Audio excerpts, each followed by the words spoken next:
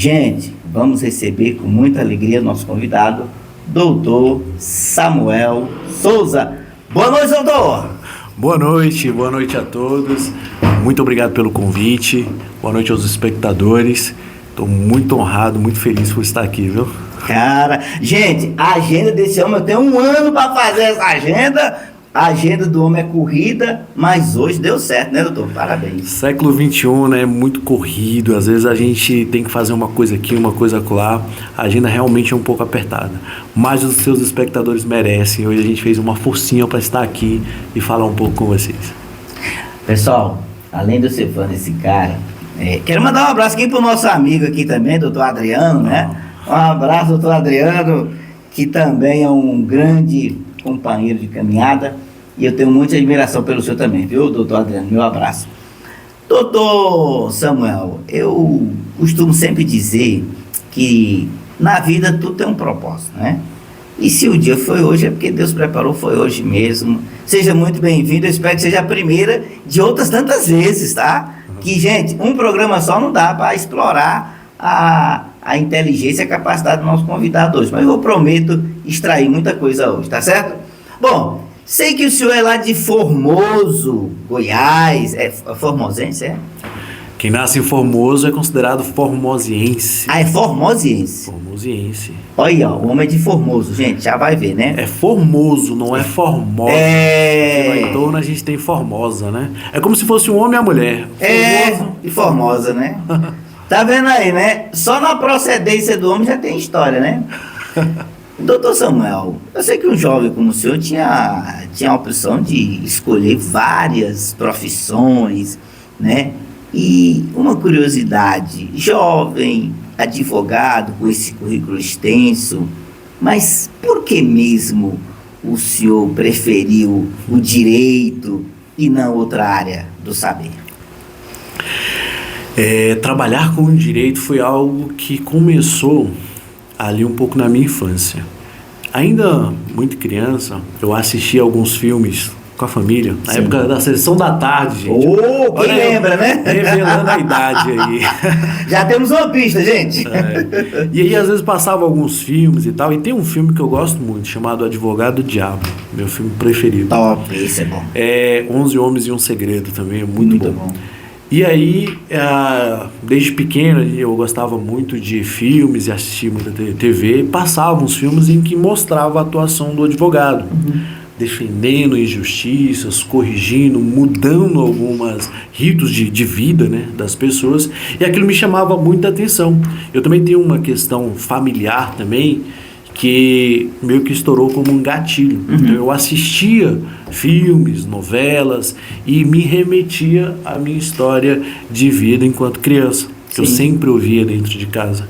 E aí eu comecei a gostar muito daquilo, até que eu cheguei ali na adolescência, e por influência de um amigo, ele era publicitário e eu convivia muito com ele. Ele falava assim: cara, publicidade é a melhor coisa do mundo. Eu lembro que tinha uma novela que eu assistia e mostrava a galera da publicidade trabalhando ali com mesa de ping-pong, com joguinhos, coisas no escritório para ativar a criatividade, né? Exatamente. E aquilo me chamou a atenção. Eu falava, gente, eu acho que eu quero trabalhar com isso. Olha que tranquilo, você vai trabalhar com qualquer roupa, bermuda, chinelo, brinca com todo mundo. Eu achei ali na adolescência que eu gostava disso. E aí chegou um período que eu esqueci um pouco o direito e comecei a estudar um pouco sobre publicidade, ver alguns vídeos, né, sobre design ali, eram as coisinhas que eu achava interessante. Cheguei a fazer um curso de Photoshop e CorelDRAW, só que eu não tinha habilidade. E aí eu desisti. Não era só a praia. Não era. Aí eu desisti, mas me ajudou muito a desenvolver uma parte da publicidade, que é a parte de vendas. Ali na juventude eu cheguei a fazer alguns cursos voltados para isso, e embora eu tenha desistido da publicidade, eu gostei muito da parte de vendas, então de falar, de vender um produto, colocar ali uma maquiagem, uma embalagem para que aquele produto ou aquele serviço seja mais atrativo, é algo que me chamou muita atenção. Eu aprendi e retive aquilo. E o direito sabia que é exatamente isso? Você vende uma ideia, você vende a ideia de que seu cliente é inocente. Você vende a ideia de que aquele direito deve ser do seu cliente. Então, nada mais é que o advogado, ele é um bom vendedor. Olha só, que legal. E aí me voltou de novo, né? Eu desisti quando eu percebi que eu não tinha habilidades para desenhar, para fazer coisas. Eu falei, vou voltar ali para aquele meu velho sonho de infância. E agora um pouco mais aprimorado, porque agora eu sei vender. Aí, ó. Um pouquinho mais de know-how.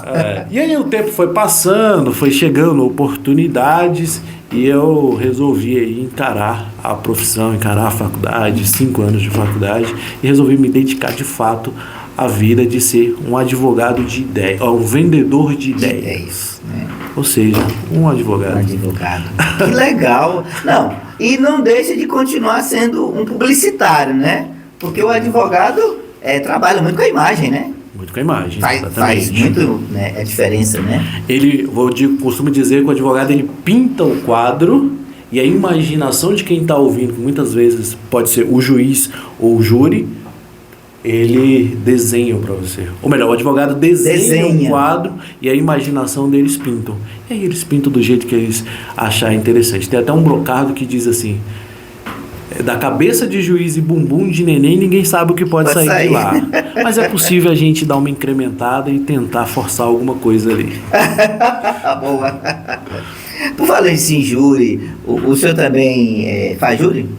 Não, júri eu não faço. Já tentei uma vez, na faculdade eu achava que o direito penal era para mim. E aí tem os estágios da faculdade, e aí comecei até a fazer ali o júri simulado. Sim. Mas eu percebi que o júri ele é um teatro muito forte.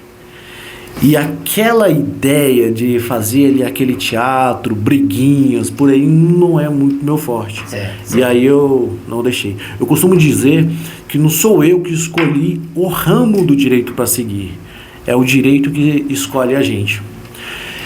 Muitas das vezes você acha que, não, para mim ser advogado criminalista vai ser melhor porque eu tenho mais habilidade com isso e tal. Mas não chega cliente. Então você tem muito talento, você tem muito conhecimento, estudou muito, leu muito e você tem muito know-how ali guardado, mas você não tem o cliente para você colocar em prática.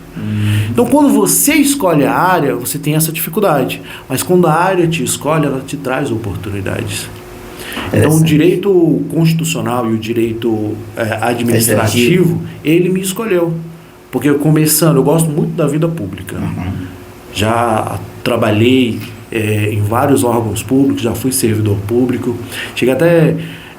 teve uma época que eu achava que para mim seria bom eu ser servidor público e não advogado privado. E aí já tinha ali um certo conhecimento de pessoas, de lugares, de como é que funcionava ali os meandros da política. E foi quando o direito administrativo me encontrou e eu me encantei por ele. Comecei a estudar licitações, contratos, estatutos de servidores, normas internas, né, normatização de prefeituras, de estados e até do governo federal. E aquilo eu achei tão interessante, sabe, porque o direito administrativo é aquele ramo que ele estuda as miúças das coisas. Quando o prefeito assina um decreto determinando que determinada lei seja publicada ou que um servidor público seja empossado no cargo, muitas outras coisas internas ali aconteceram. Muitos outros atos administrativos tiveram que ser praticados. Certo. Até chegar aquele papel que o prefeito assina. Sim. Dizendo que é um decreto. Até mesmo naquele ato que ele assinou, o decreto está aqui. Para ele ter validade, ele precisa ser publicado no Diário Oficial. Isso é um ato administrativo. Sim. Então, essa parte dos meandros de como é que aquele decreto é feito, por que ele é praticado, por que o servidor é nomeado, por que aquele servidor que foi na minha loja e me multou, por que ele me multou e se ele tinha de fato autoridade para fazer aquilo. De onde surge a autoridade do servidor incumbido de fazer a fiscalização? Alguém deu? Sim. Se deu, existe um ato, existe algo que foi praticado antes concedendo. E muitas das vezes, gente, os servidores praticam atos sem ter competência. E é onde entra a figura do advogado administrativo, que vai lá e consegue anular aquele ato, Então aquela multa que chegou para você de uma fiscalização, que você fala, nossa, acabaram de chegar aqui e me multou em 100 mil, 200 mil reais. Brasília acontece muito isso, questão da AGFIS. Antiga AGFIS hoje, chamada hoje é DF Legal. Eu sou da época antiga, eu sou da velha guarda. A DF Legal, agora a gente está vivendo uma situação lá no DF que as distribuidoras de bebida não podem funcionar após a meia-noite, tem que fechar meia-noite. Mas em contrapartida, os atacadões funcionam 24 horas e eles vendem bebida. E aí? A justificativa do governo foi que a distribuidora aberta vendendo bebida causa aumento da violência. Essa foi a justificativa. E fez uma portaria proibindo as distribuidoras de funcionar após a meia-noite. Mas o atacadão pode funcionar depois da meia-noite sem nenhum empecilho. É legal isso que o governo fez? Tem algum sentido isso?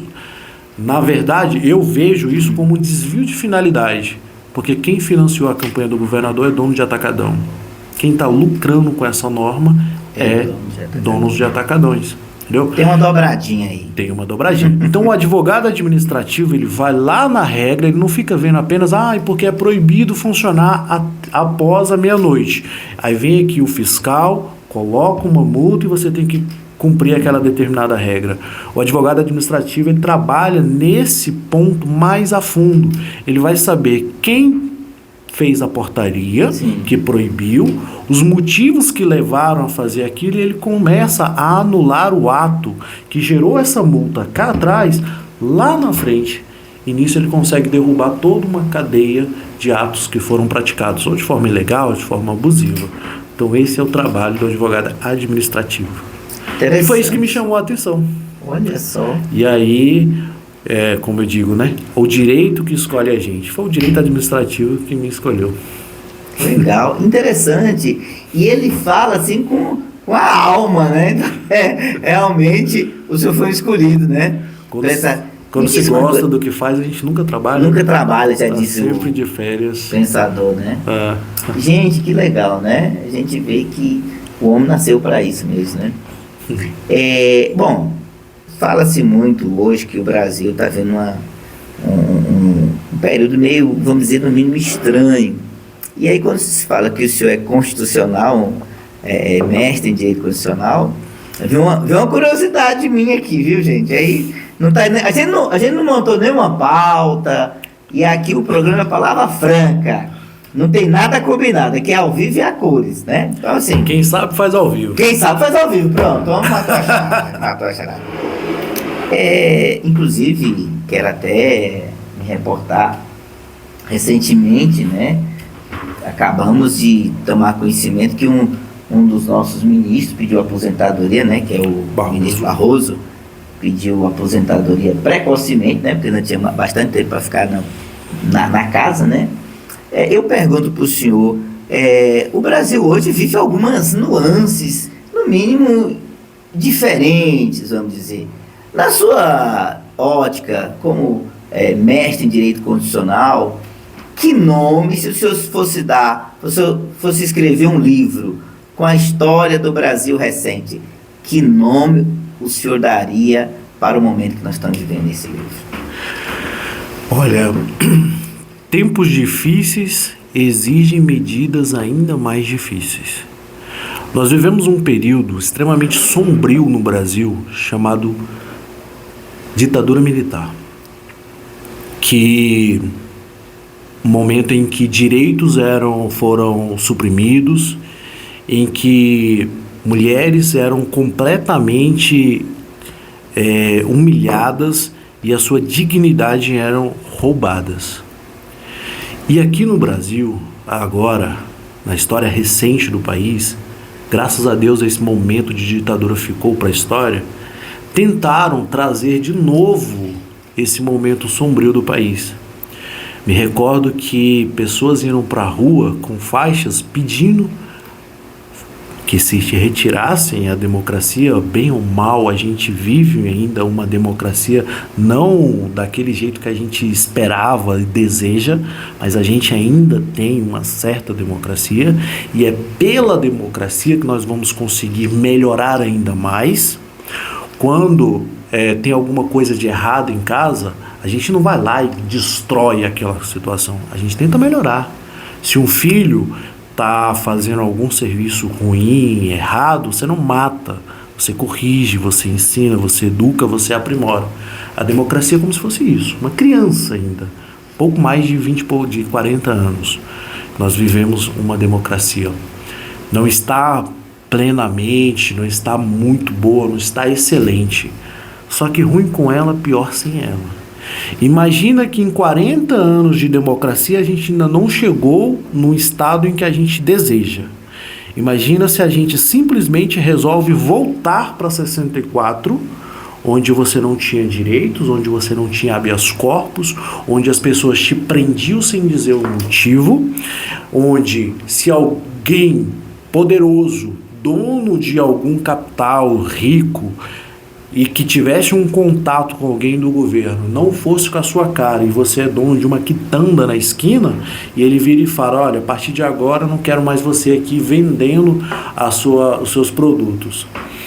Ele tem o poder e você não tem nada, e ele vai lá e resolve chamar um amigo e mandar fechar a sua venda, o seu comércio. O que você, durante uma ditadura militar, poderia fazer contra esse poderoso? Nada. Porque você não teria armas e nem forças para lutar, e o que é pior, você não encontraria alguém que teria coragem suficiente para barrar esse poderoso que quer te destruir, que quer acabar com você. Troque agora a palavra poderoso por militar. Troque agora a palavra comerciante por um suspeito de ter cometido algum crime. E quem está te oprimindo, querendo te bater, querendo te tolir de direitos, até mexer na sua integridade física, é um militar. O que você, agredido, poderá fazer contra alguém que é poderoso, que te bateu, e você vai procurar a ajuda do Estado, que seria a pessoa do juiz? Você acha que o juiz iria entrar nessa confusão?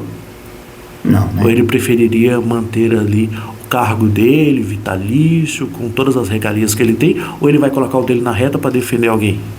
Um advogado iria pegar a sua causa para te defender? Dificilmente, né? Numa circunstância dessa. Então o que quiseram fazer no ano passado, era tirar essa democracia que a gente ainda vive, que não é das melhores, e voltar a gente para aquele estado de sítio, em que não se tinha democracia, em que ninguém queria barrar os militares, que ficaram 20 e poucos anos no governo, sem ter ninguém que tivesse coragem. Me recordo de histórias de professores e até familiares que me contam que na época prendia-se alguém e ninguém sabia sequer para onde tinha levado. O filme Ainda Estou Aqui revela isso muito bem. As pessoas iam, o habeas corpus foi completamente tirado, né? Ninguém mais dava habeas corpus. Prendiam as pessoas e o advogado impetrava o habeas corpus para que ver se o quartel, se os militares respondiam pelo menos onde a pessoa estava. Muitas das vezes nem respondia, falava, não está aqui não, sei onde é que está não, não prendi, não sei onde está. A resposta era sempre essa. Imagina hoje, 2025, a gente viver uma situação dessa. Você está com seu filho em casa, dormindo, 2 horas da manhã, batem na sua porta, pega seu filho e sai, e você fala, para onde você está levando? Cala a boca! E você não tem a quem recorrer. Aí você vai lá, contrata o advogado, ele entra com habeas corpus, o juiz concede a ordem para poder intimar o Estado para dizer onde é que está, o Estado te responde, não sei, não está comigo, não fui eu. O que você faria? Era esse estado de sítio que as pessoas com bandeira na mão, ainda que bem intencionadas, pediam para que nós voltássemos. Eu quero a intervenção militar. A intervenção militar nós já experimentamos, era essa. Querem voltar para isso? Então as pessoas queriam a volta disso, que é extremamente horrível, que é algo completamente que deve ser apagado da nossa história, mas lembrado sempre para a gente nunca repetir o erro. E aí, esse tipo de comportamento e essas pessoas precisam ser reprimidas para que esse tipo de ideia não volte no país. Nós temos que educar essa criança chamada democracia para que ela melhore, para que ela evolua, mas não matar essa criança, não destruí-la. Precisamos melhorar, a gente só vai melhorar através do voto, com o Congresso Nacional melhor, cada vez mais honesto, mais comprometido com pautas em que espelham a vontade da sociedade e não matando essa sociedade. Então, tempos difíceis, é necessário ter medidas difíceis. O Supremo Tribunal Federal agiu condenando as pessoas, as penas eu considero altas, mas a Lei de Segurança Nacional foi votada ainda nesse governo que tentou o golpe. Ela foi alterada e votada, nós tínhamos uma outra Lei de Segurança Nacional, o crime de tentativa de golpe de Estado nem existia. Foi nessa alteração da lei, feita pelo próprio executivo, que criou esse crime, colocou essas penas altas. Inclusive existem pessoas que defendem que para o fim da violência é necessário colocar penas cada vez mais altas. Estamos experimentando isso. A mulher pegou um batom, pinchou uma estátua e ela recebeu 17 anos de prisão. Será que penas mais altas resolvem as coisas? O crime dela é como se você pegasse um canhão para matar um beija-flor. Ele mata o beija-flor? Sim. Mas é proporcional o que foi feito? Obviamente não. Eu consigo resolver o problema com armas menores. Então o que fizeram ali, na Lei de Segurança Nacional, com penas altíssimas, o ex-presidente Jair Bolsonaro condenado a 22 anos de detenção, 27 anos, se não me engano, uma mulher que pinchou a estátua há 17 anos, um outro que subiu na cadeira pegando 20 anos, é alto, é muito. Mas é necessário ter uma resposta do Estado para isso. A resposta foi forte? Foi. Foi exagerada? Foi. Mas era necessário ter uma resposta. Então, tempos difíceis pedem medidas difíceis. E nem sempre vai agradar a todos, mas são necessárias. Gente, o nosso convidado hoje, que é advogado, mestre em Direito Constitucional, que com muita... Vocês estão vendo aqui que tem uma boa retórica, né? Tem conhecimento, fala com conhecimento de causa, e está dando para nós aqui uma aula de direito, não só constitucional, né? Mas também, e já que entramos um pouquinho nesse assunto, hoje eu pergunto ao senhor, há uma pergunta que está no ar sobre democracia, é claro. A gente pode chamar então de uma democracia plena ou uma democracia relativa? Vivemos uma democracia relativa. Mas no atual estado em que estamos e a forma com que as pessoas pedem para que tenha uma democracia plena, ela não é possível existir. Porque não existe nenhum direito que ele é pleno, nem mesmo direito à vida. Ele é relativizado diante de uma situação de legítima defesa, o feto em que ele coloca em risco a vida da mãe, é possível fazer o aborto legal. Uma mulher que foi estuprada e ela está grávida, aquele feto ele tem direito à vida, mas esse direito à vida é relativizado em razão da situação que ela está vivenciando. Então nenhum direito pode ser pleno. As pessoas hoje dizem que querem ter liberdade de expressão, e aí se justifica a ideia de não ter democracia porque elas não podem dizer o que querem. Falar o que quer é bom desde que você responda por aquilo que você fala. Em momento algum eu vou admitir que uma pessoa desrespeite a minha família, de que uma pessoa desrespeite a mim, de que uma pessoa fale mal, principalmente inventando mentiras. Estamos diante, então, dos crimes de calúnia, injúria e difamação.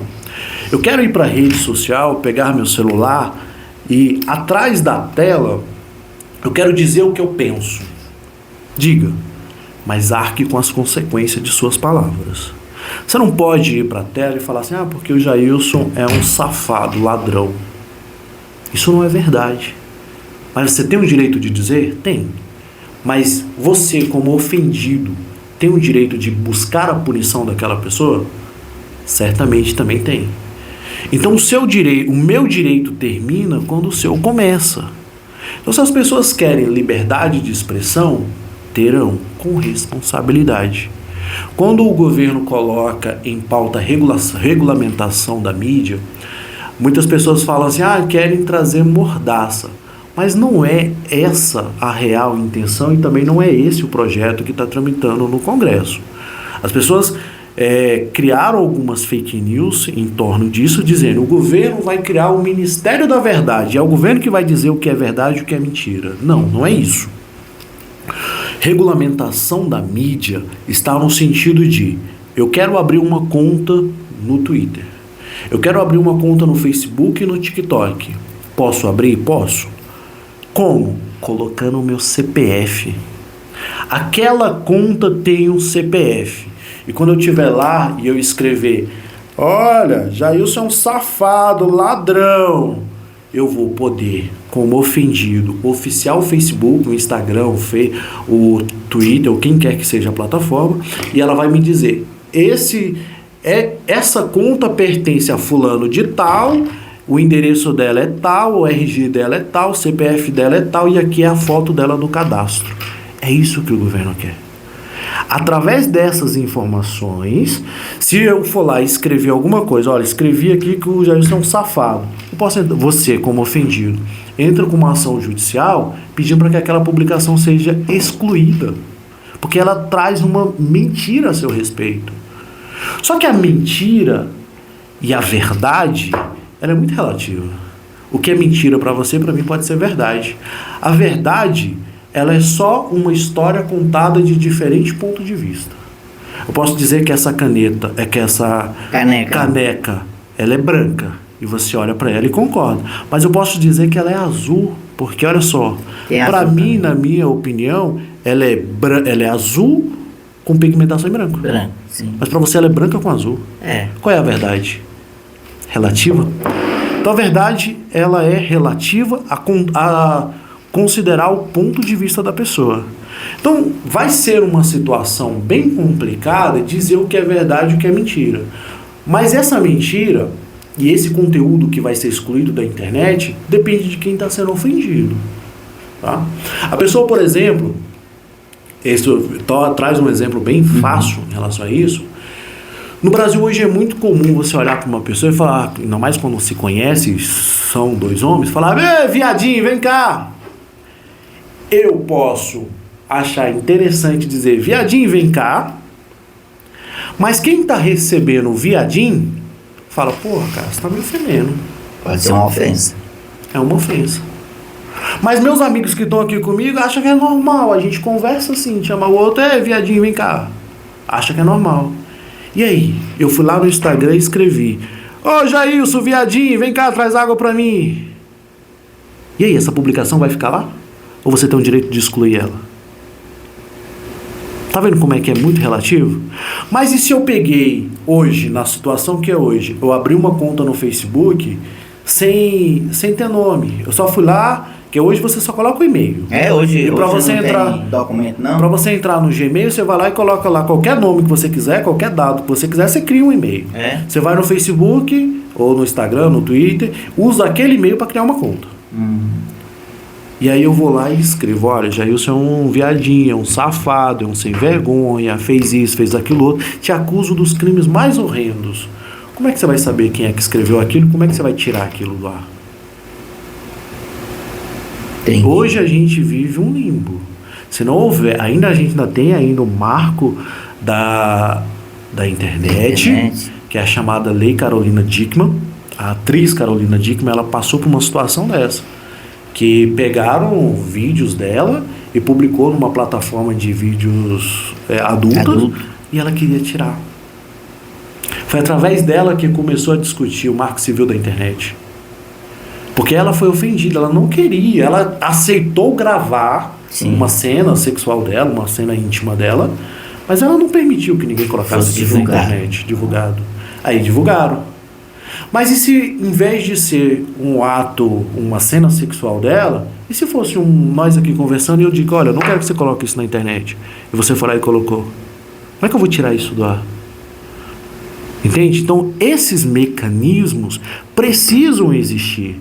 O problema é que as pessoas vão lá, pegam aquilo que está lá no Congresso, fazem cortes e vêm com uma história, principalmente agora que a gente está chegando em épocas eleitorais, e vai lá e pega apenas o corte. Hoje em dia na internet o que vale é o corte. Ninguém pega o conteúdo integral, só pega o corte. Aí vai lá e fala, o governo quer criar isso aqui, regulamentar a mídia com o seu CPF, para dizer quem é que está utilizando aquela conta, com a intenção de criar o Ministério da Verdade e ele controlar o que pode e o que não pode ser publicado. Na verdade, quem vai dizer o que pode e o que não pode ser publicado é o próprio usuário. Eu me ofendo quando alguém fala, viadinho, fulano não se ofende. Mas se falou pra mim, eu não quero que aquilo esteja no ar. Eu quero que a plataforma tire. Mas e se a plataforma não tirar? Então é necessário punir a plataforma. Eu pedi ela para tirar, eu mandei um e-mail, eu falei, coloquei, olha, denúncia, tem a opção lá, os 3 pontinhos, você coloca, denunciar isso aqui, esse conteúdo é ofensivo. Eu estou dizendo já para a plataforma que é ofensivo, eu tiro um print daquilo. E ela tem ali algumas horas, algum tempo para tirar aquele conteúdo do ar. E se ela não tirar? Ela vai continuar aquilo ali e eu não posso fazer nada, eu fico numa situação de inércia? Então eu posso ir na justiça, além de tirar, eu posso aplicar uma multa nela, para ela me respeitar. Na próxima vez que eu falar, eu não quero esse tipo de conteúdo vinculando a minha imagem, ela me respeitar, saber que eu não quero aquele tipo de conteúdo. Então o marco civil da internet é para isso. E a regulamentação das redes sociais é nesse sentido, e não no sentido em que se coloca cada vez mais fake news por aí apenas para ganhar likes. Hoje o negócio é ganhar like, né? Não importa a maneira, né? O pessoal quer ganhar like e vale tudo nessa... doutor, interessante o senhor falar sobre questão. Nós somos de um tempo, talvez o senhor bem mais novo, né, gente? Bem mais novo. Nós somos do tempo que a gente resolvia, não tinha nem o bullying, né? A gente dizia, lá fora eu te pego e tava tudo resolvido, né? Mas hoje parece que... Eu acho que até, estava me lembrando do dia, os Trapalhões, que fez muito sucesso, né? Sim. Aquele quarteto de humor, Didi, Dedé, Mussum e Jacaré. E eles tinham umas piadas, você falando negócio de nomes, né? De chamativos, né? Vamos dizer assim, vocativos.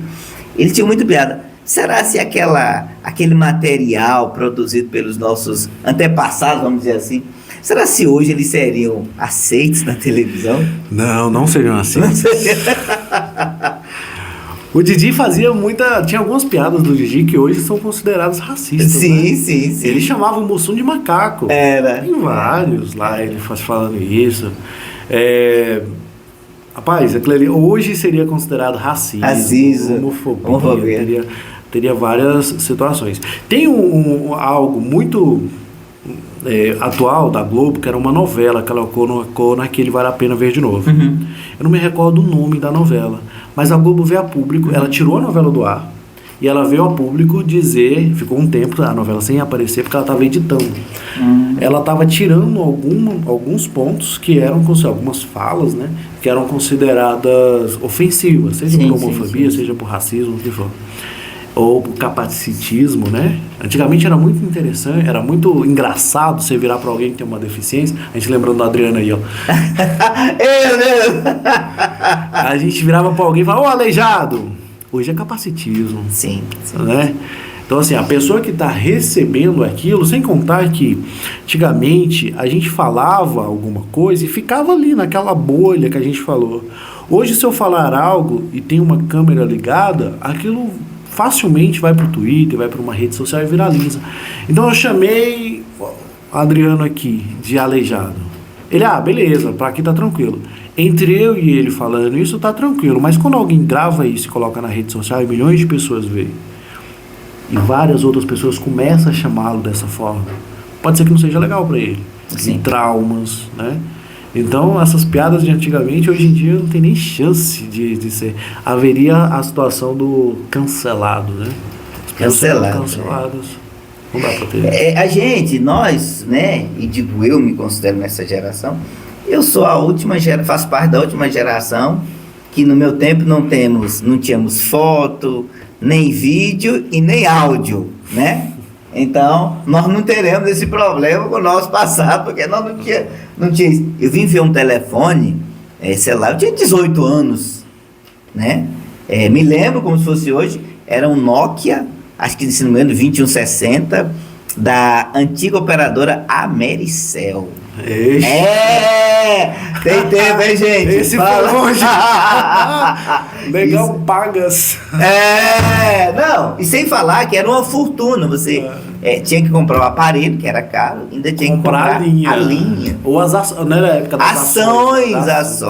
Tinha as ações. Né? Então assim... Rapaz, essas ações, um dia desse eu peguei um processo, ano passado, um processo desse das ações. Sim. Que a pessoa tinha com a antiga Telebrasília. Não, Telebrasil. Que hoje é a Oi. É a Oi, Foi comprada. Rapaz, eu sei que a gente negociou ela por um bom valor. Tá vendo? Era uma fortuna, né? Era uma fortuna, né? A pessoa ela podia usar o telefone o tanto que quiser, ainda recebia lucros da empresa. E aí a empresa estava doida para comprar aquilo e a cliente não queria vender, porque ela, além dela poder usar o celular à vontade, ela colocava para todo mundo, ela tinha internet ilimitada, ela deixava o YouTube ali rolando o dia inteiro no celular dela.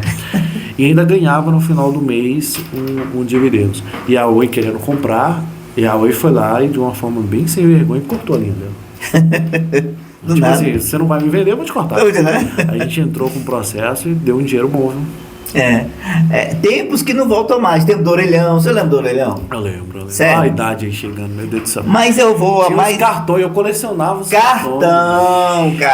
Não, então pera lá. Chegou a rapar algum cartão pra ver se rendia? Se voltava a unidade.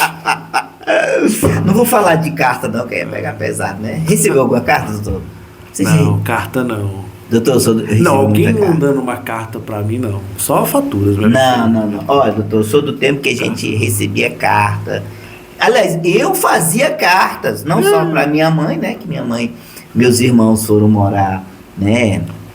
Longe. E eu me lembro que todo mês a gente sentava e aí fazia carta pra minha mãe mandar pros meus irmãos. E o detalhe que eu também fazia carta pros vizinhos também. E tinha aquela coisa de ir nos correios, comprava o selo, lambia pra colar, e tafo. E a emoção do carteiro chegar em casa com a notícia, rapaz, até dinheiro se mandava por aquelas cartas naquele tempo, né? Semana passada eu até publiquei no Instagram. Eu vivenciei uma situação dessa que eu precisei ir no correio para mandar uma carta. Sério? Mas era uma intimação, que eu precisava intimar a empresa via AR, o aviso de recebimento. Rapaz, pela primeira vez eu te coloquei aquele negócio, eu imprimi, assinei de caneta. Olha. Coloquei no envelope, fechei, cheguei lá no correio, a mulher falou pra mim que eu tinha que colocar um selo. Eu falei, colocar o quê? Selo? Selo. Aí ela me deu uns negocinhos pra me grudar lá. E aí, enfim, depois chegou lá o aviso de recebimento. Mas foi a primeira vez que eu mexi com isso. Sério? Até postei no Instagram ainda falando, gente, ó, na época quando os maias faziam. Ele é bem jovem, né, gente? Por exemplo, o meu tempo tinha um curso que era o curso... Telecurso 2. Que era todo mundo tinha que... O Telecurso 2000 também, 6 horas da manhã. Mas esse curso era para você arrumar emprego, doutor. Se você tivesse esse curso, quem está nos assistindo não tem para lembrar também, né? Se você tivesse esse curso, era emprego garantido. Datilografia. O senhor tem? Eu fiz digitação. Aí, ó. Já é mais moderno, né? Não era a marca que você tinha que ficar ali, não. Mas eu fiz o curso de digitação. Sério? Eu lembro que para fazer o curso, você colocava lá o dedo... posicionado, e aí ficava ali na tela mostrando o que você precisava apertar. Eu lembro que eu roubava muito, eu ficava olhando e não podia olhar. E aí eu lembro que o professor colocou um pano aqui na minha mão. Não mesmo. Olhar e eu ficar só digitando o negócio fazia errando e eu tentando acertar aqui as letras. Mas valeu tão bem que hoje eu digito sem olhar. Tá vendo? E eu tenho raras pessoas do meu convívio, principalmente os advogados que trabalham no escritório, eles, para digitar, é olhando e catando milho. E eu já digito rápido. Tranquilo. Eu escrevo 10 páginas assim, ó, conversando e vou escrevendo. Esse curso não existe mais também, né? Ou existe? Tem no YouTube, tem. Você acha alguns programinhas aí que consegue fazer, mas é muito raro. Hoje em dia as pessoas escrevem tanto com os 2 dedos, né? Os dedões no celular. No computador elas mais falam e aquele negócio já vira um texto e ela vai só mexendo. Agora tem ChatGPT. Acabou. Ninguém escreve mais nada. Esse negócio de pesquisa, esse negócio de... meu sonho era ter uma enciclopédia, a famosa Barça. Né? Que hoje em dia ninguém mais, né? Biblioteca nem tem mais utilidade, né? Biblioteca virou só artigo de decoração, né? A biblioteca, na verdade, é uma pasta no computador, né? PDF. É o que se chama, né? Mas eu tô falando isso tudo porque o senhor também é muito capacitado na área constitucional, mas o senhor também foi para a área condominial. Bom, área constitucional e área condominial, tudo a ver ou são extremos? Tem a ver, porque a Constituição ela vai basilar tudo que está na nossa vida. Né? Sim. Os direitos mais básicos estão presentes na Constituição, como, por exemplo, o princípio da legalidade. Você somente pode fazer aquilo que a lei te orienta a fazer ou que não te proíbe fazer. No condomínio é muito parecido, né? Dentro de um condomínio, quando você vive com outras pessoas em uma comunidade, isso é condomínio, você precisa criar algumas regras. E o direito serve para criar regras. Então, assim, dentro do condomínio você vai ter uma lei maior, uma lei que não pode ser alterada, ou para ela ser alterada precisa de um código especial muito parecido com a Constituição. Sim. Hoje nós temos uma Constituição chamada Constituição Cidadã, conhecida como Constituição Cidadã, é a Constituição que trouxe os direitos sociais das pessoas, mas ela pode ser alterada, que são as emendas constitucionais, mediante algumas regras. Votação por 2/3, em 2 turnos, e é promulgada pelo Congresso. Essa é a forma de se alterar uma Constituição Federal. Cada estado e cada município tem também a sua Constituição, mas ele precisa observar a Constituição maior, a Constituição Federal de 88. 1988 foi quando ela foi promulgada. Então a gente vai ter a Constituição Federal, a gente vai ter as Constituições dos Estados, muito conhecida também como Lei Orgânica, e a gente vai ter as Constituições dos municípios, Lei Orgânica Municipal. Essa é a lei maior. O que ela fala? Você pode criar outros regulamentos dentro do Estado, dos municípios, ou no âmbito federal, mas nenhum deles pode sobrepor a lei maior, a Constituição. Dentro do condomínio é a mesma coisa. Dentro do condomínio você tem uma Constituição, mas ela se chama Convenção Condominial. Então essa convenção, ela é criada e estabelecida no ato em que o condomínio começa a existir. Certo. Hoje aqui no Valparaíso a gente tem uma inversão de valores muito grande. A forma correta de uma convenção ser feita é: a construtora terminou de construir todos os apartamentos ou as casas e ela vai entregar. Quando ela entrega todas as chaves para todos, ou 50% mais um, é possível ali estabelecer um condomínio. Condomínio seria a multipropriedade. Quando eu tenho um espaço comum e que várias pessoas são donas, eu tenho ali estabelecimento de um condomínio. Certo. Só que o conceito de condomínio ele não é aplicado apenas a imóveis. Eu posso ter um condomínio em uma lancha, por exemplo. Multipropriedade em uma lancha. Eu posso comprar um apartamento na praia, um único apartamento, com vários sócios, vários donos. Eu crio as cotas condominiais. Certo. E aí, por exemplo, um apartamento eu tenho 10 donos. Então, dentro daquilo ali, eu tenho uma multipropriedade de um único bem comum. Sim. 30 metros, 50 metros quadrados, mas são vários donos. Então, eu tenho multipropriedade. Quando você vai na matrícula do imóvel lá no cartório, você vai ver o nome de 10 em um único apartamento. Acontece. Posso comprar uma lancha aqui no Lago Paranoá, tem muito disso. As pessoas têm lancha, eu tenho uma lancha maravilhosa, mas é uma lancha com outras 10 sócios. Então o conceito de condomínio é a multipropriedade. O que as construtoras aqui fazem? Elas deveriam somente instituir a multipropriedade quando ela tivesse 100 unidades, ela vendeu 50% mais um. Então você tem uma multipropriedade. Naquele momento ela realiza uma assembleia de instituição do condomínio. Ou seja, naquele momento eu tenho uma multipropriedade. Eu vou instituir, ou seja, oficializar essa multipropriedade. Então ela cria uma assembleia de instituição do condomínio. Naquele momento que ela criou a assembleia, é feita uma ata daquilo que foi discutido. E o primeiro assunto que tem que ser discutido é a convenção, ou seja, a constituição daquele condomínio.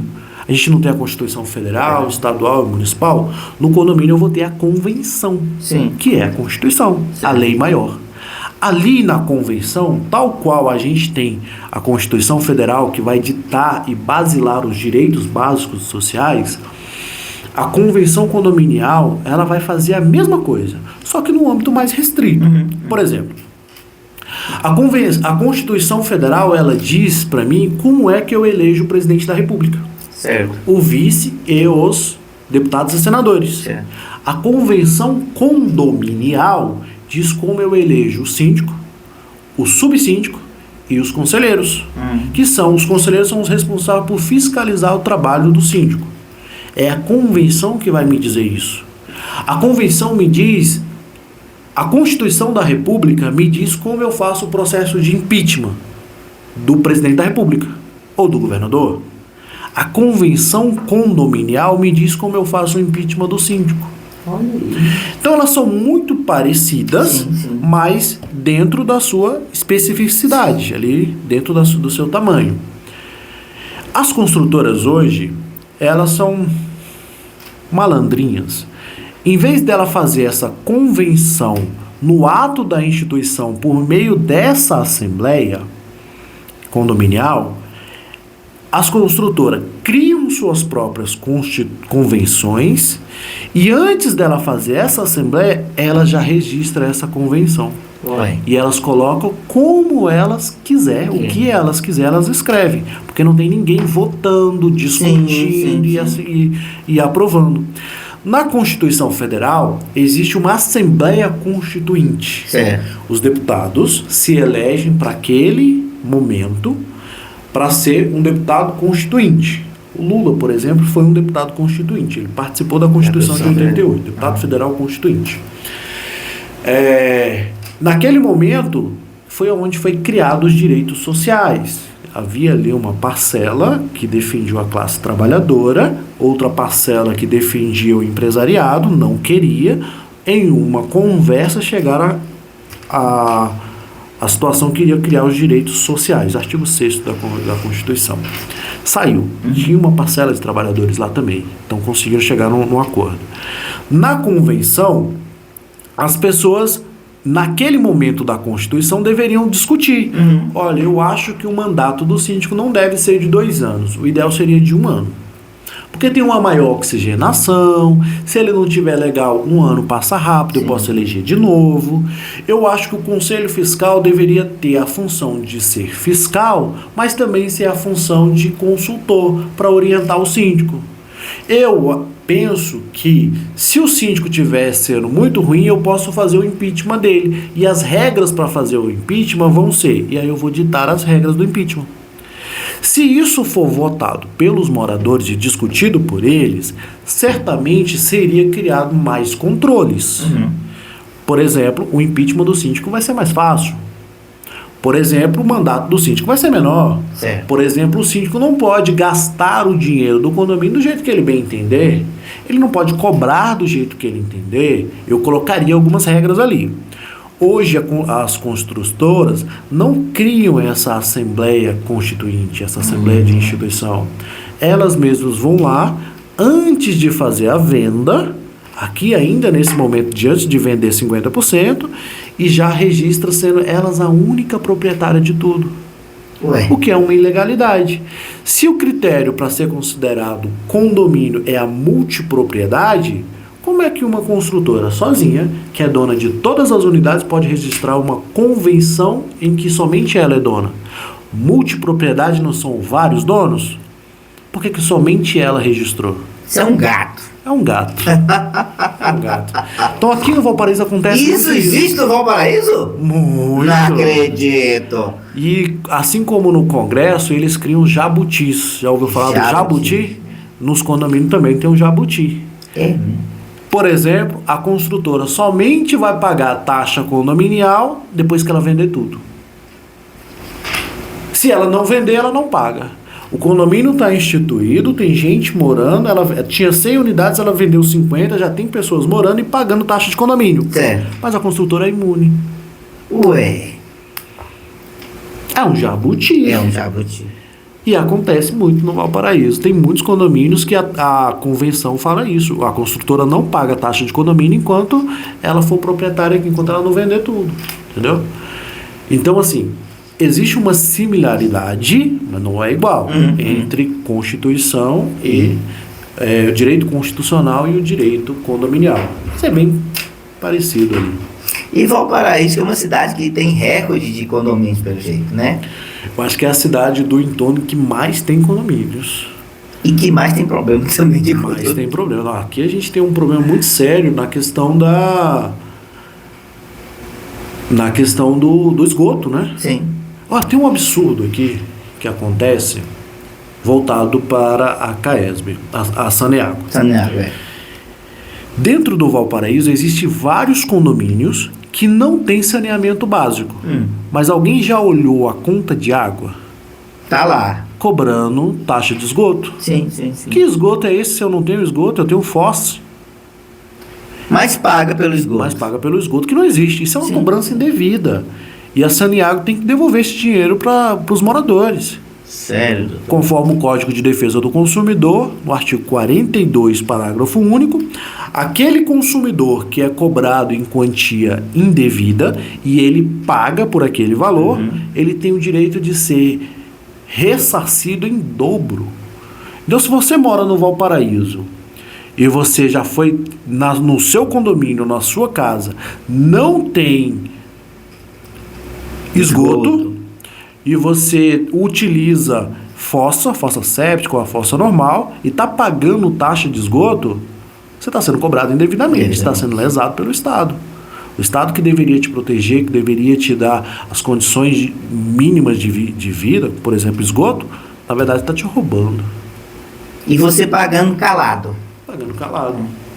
Até conhecer o doutor Samuel e ver esse programa. Aproveita e dizer que você está vendo esse programa aqui, compartilhe, mande sua pergunta, o doutor vai estar respondendo, tá certo? As perguntas que tiverem aí, ok?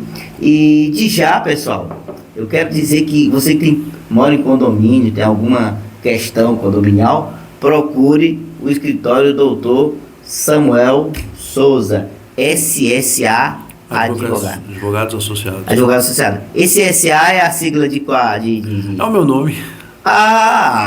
Então tá fechado, né?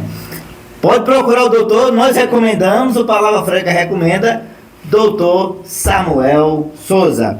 Siga no Instagram, só entrar lá no Instagram e digitar Samuel Souza Advogados Associados ou SSA também, já serve, já vai aparecer o nosso Instagram lá. Lá tem várias dicas, viu? Dicas sobre direito constitucional, dicas sobre condomínio, direito trabalhista, tem várias dicas e todos os dias a gente posta atualizações lá. Então fique por dentro, siga nossas redes. Doutor Samuel, SSA Advogados. Bom, na área também trabalhista, o senhor também atua também. Sim. E como é que é hoje o trabalhador brasileiro, ele, devido a essas constantes mudanças de legislação, já chegaram até a implantar, agora está chegando aí uma questão da carga horária, não, é a famosa PEC como chama, gente? Me ajuda aí, pessoas, vocês estão me assistindo? É a jornada de trabalho. Sim. Redução da jornada de trabalho. Redução, que é no caso de 6. Em vez de ser atualmente, a CLT permite que as pessoas trabalhem 6 por 1. 6 por 1. Escala 6 por 1. Trabalha 6, folga um dia. Exatamente. 6 dias trabalhado, 1 dia de folga. Ou 44 horas semanais. Que seria você trabalhar de segunda a sexta-feira 8 horas e no sábado 4 horas. Essa é a tradicional, mas o empregador, o patrão, ele pode fazer alguns esquemas um pouco diferentes desse horário. Ele pode, por exemplo, colocar que a pessoa trabalhe, em vez de ser 8 horas de segunda a sexta, coloque 7 horas. E aí no sábado, em vez dela trabalhar 4, ela trabalha 8. É possível. Isso principalmente acontece em shopping. A pessoa trabalha 7 horas de segunda a sexta, vai sobrar horas, que ela tem que cumprir as 44 horas, e ela trabalha no sábado o dia inteiro. Então, em vez dela ter aquele tradicional sábado até meio-dia, ela tem sábado o dia inteiro. Certo. O que se tramita no Congresso hoje, é muito falado, é um projeto de lei da deputada Érica Hilton, que ela quer reduzir essas 6 por 1 para 4 por 3. Muitos falam, e eu acredito que não vai passar 4 por 3, mas é possível passar 5 por 2. 4 por 3 vai onerar muito a folha de pagamento, muito as empresas, e o Brasil não está preparado para isso. Seria possível se nós tivéssemos uma carga tributária mais justa. Hoje em dia a folha salarial ela é muito cara para o empresário. Quando ele paga um salário de R$ 1.500, cai no bolso do trabalhador cerca de R$ 1.350. Só que para o patrão custa R$ 2.900 cada. Quase 2 vezes e meia. Quase o dobro. Mais que o dobro, né? Mais que o dobro. Então, assim, aí muito se reclama que o trabalhador está ganhando pouco. Mas o motivo dele ganhar pouco é porque a carga tributária é muito alta. Olha para você ver como é que vai compor a folha salarial. É R$ 1.500 o salário dele, mas o trabalhador, eu já vou descontar de imediato dele 8% do INSS. E já vou descontar de imediato dele 6% de transporte. Aqui já sobrou, já tirei dele aqui 13%. De um salário de 1.500, já 13% já foi embora. Tirei diretamente dele. Foi para o bolso do governo. Sobrou para ele 1.350 em média. Só que não para por aí para o empresário. Ele ainda vai ter que pagar. Não pagou 8% de INSS o funcionário? O patrão paga 20%. O patrão ainda contribui com mais 20%. Fora isso, o patrão ainda tem que pagar vários outros impostos, como por exemplo, a contribuição social, COFINS, PIS, COFINS, CLS. Se ele tiver no Simples Nacional, a alíquota ela é progressiva, ela começa em 2% e pode ir até 11%. Mas se ele tiver no regime de tributação lucro presumido ou lucro real, essa alíquota ela chega a 32%. Pelo amor de Deus. Então, assim, somente de imposto o patrão paga. É R$ 1.500 de salário dele, mais 32%. 32% vai para o governo. E ainda, fora isso, o patrão ainda precisa.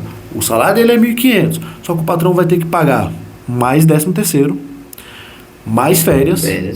1/3 das férias, que é o terço constitucional, e ainda aviso prévio em caso de demissão. E mais, do salário dele de R$ 1.500, mais 8% vai para o FGTS. Em caso de demissão, mais 40% de multa. Tá vendo como é que a conta não fecha muito bem? Mas são direitos do trabalhador. Beleza, os direitos são bem-vindos, inclusive constitucionais, por aquela Constituição Cidadã que eu comentei agora há pouco. Mas ele engessa um pouco a criação de novos empregos. Criaram outro dia o PJ, a figura do PJ, né? A pessoa trabalha, em vez dela ter todos esses direitos, ela emite uma nota fiscal, ela não é funcionária, ela é um prestador de serviço, emite uma nota fiscal e acabou. Ela não tem férias, 13º, FGTS, INSS, ela não tem isso. Se ela quiser ter o INSS, ela mesma que pague. Só que é bonito, é legal, quando foi criado, deu-se a ideia de que iria criar novos empregos, mas na prática não. Por quê? Por quê? Aí eu crio um problema social. Hoje o INSS, ele é um Instituto Nacional do Seguro Social. Somente quando você tem um carro e você bate o carro, você só vai ter direito àquele seguro se você estiver pagando. Sim. E se você trabalha e você adoeceu e você não pagou o INSS? E aí? Você não vai ter direito ao INSS, porque o INSS é o Instituto Nacional do Seguro Social. Seguro você tem direito se você paga. Se você não paga, você não tem. Então, como é que eu tenho um cara que ele é... Porém, ele é um cidadão. Ele está trabalhando, contribuindo, pagando impostos de forma indireta, ICMS, quando ele compra um pão de queijo na rua, vai cortar o cabelo, ele paga ISS. Está ali contribuindo com os impostos, demais impostos indiretos dele, e ele deixa de produzir. Ele se acidenta, acontece alguma coisa com ele, ele para de trabalhar. Isso não é um problema do Estado? Sim. Como é que eu vou sustentar ele? Quem vai pagar? O INSS não paga. Ele não estava pagando seus... Aí entra a importância dos programas de distribuição de renda. Bolsa Família, Bolsa Escola, Auxílio Prato Cheio e demais outros. Só que vai chegar uma hora que o governo não vai ter dinheiro. Para pagar tanta gente, saiu uma pesquisa outro dia que 47% da população não estava desempregada e somente 51% que estava de fato trabalhando. Os outros 2% nem sequer procurava emprego. Então 51% está sustentando o restante, 49%. Meu Deus. Imagina se essa galera toda adoece. Chega uma pandemia, um Covid. Onde o governo precisa aumentar impostos, né? Aumentar a arrecadação para poder ter isso. Então o problema do PJ é que o patrão, quando você trabalha de carteira assinada, eu já desconto do seu salário os 8% de INSS.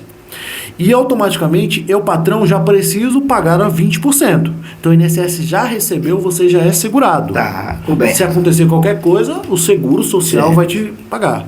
Só que quando você é PJ, eu não tenho responsabilidade com isso. E aí? Quem paga? E se você, PJ, não pagar? Aí mora o problema. Porque eu contrato um PJ, no final do mês eu faço o Pix para ele, nem sempre ele tem aquele cuidado de ir lá emitir a guia dele do governo e pagar a parte dele. Então, assim, dificilmente ele faz isso. Veio com uma ideia de gerar emprego, de desburocratizar, facilitar as contratações, mas com médio e longo prazo isso vai gerar um problema social. Porque as pessoas vão adoecer e elas não vão ter dinheiro, não vão ter contribuído com o INSS. E alguém vai ter que sustentar isso. Alguém vai ter que pagar. O governo vai ter que dar a Bolsa Família, vai dar alguma coisa, ou vai todo mundo pro LOAS. Que é um benefício vindo da Lei de Assistência Social. Pago pelo INSS, gerido pelo INSS, mas não tem nada a ver com o INSS. Ele apenas faz a gestão do benefício. Mas é um fundo constitucional, que é uma outra coisa, que é da assistência social. O dinheiro que fica ali, o INSS faz a gestão e paga o LOAS para aquelas pessoas que têm algum problema de saúde, alguma coisa e não conseguem trabalhar. Só que cada vez mais pessoas dependentes desse fundo, o governo vai cada vez mais precisar injetar mais dinheiro aqui. E de onde vem esse dinheiro? É uma conta que não fecha. Entende? Então, assim, com a ideia de desburocratizar, gerou um problema. E aí o problema está sendo jogado para frente, né? Doutor, nosso horário foi embora, o papo tá muito bom, a gente nem viu o horário passar, não é verdade? Eu tenho que trazer o homem de novo aqui, porque o homem tem conhecimento, né, suficiente para ele passar a noite aqui falando, né? Mas como eu tenho que encerrar por hoje, eu quero já agradecer a sua presença aqui no programa Palavra Franca. E nesse momento eu quero que o senhor mande aí suas considerações aí aos nossos telespectadores. E é claro, vou me comprometer em trazê-lo novamente para a gente continuar esse papo. Doutor Samuel. Eu que agradeço o convite de ter vindo aqui, foi uma noite maravilhosa, a gente conversou bastante. E siga nossas redes sociais, se você tiver alguma dúvida voltada para o direito do trabalho, direito do consumidor, direito condominial, quer fazer o impeachment aí do seu síndico. Opa, tem gente aqui. Entre em contato com a gente, vai lá nas nossas redes sociais, o Instagram, @SSA Advogados Associados, ou procura pelo meu nome, o Dr. Samuel de Souza. Você vai achar também meu Instagram pessoal, vai achar o Instagram do escritório. Lá no Instagram do escritório tem muita coisa lá, tem muitos conteúdos, a gente sempre está postando novas dicas, comentando aquilo que acontece na atualidade do direito. Por exemplo, amanhã vai sair um vídeo da gente comentando sobre a aposentadoria do ministro Barroso, o que vai acontecer daqui para frente. Lula vai indicar um novo ministro, quem vai ser esse novo ministro? É um petista? É um cara que defende o direito de família? Isso tudo você vai encontrar lá no nosso Instagram. Vamos comentar sobre isso, quais são as regras para que ele possa indicar um novo. Ou será que vai ser um novo advogado dele?